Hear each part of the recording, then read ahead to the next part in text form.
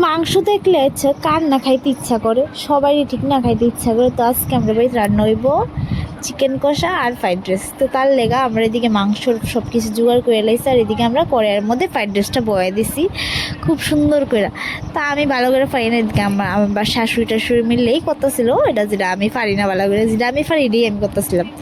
তো এদিকে আমরা ফ্রাইড রাইস নেমে গেছে গা। এবার আমরা বয়াইছি কষা মাংস। আমরা তো মাটির চুলার মধ্যেই রান্না হয়, তো খাওয়ানো টেস্টি হয়।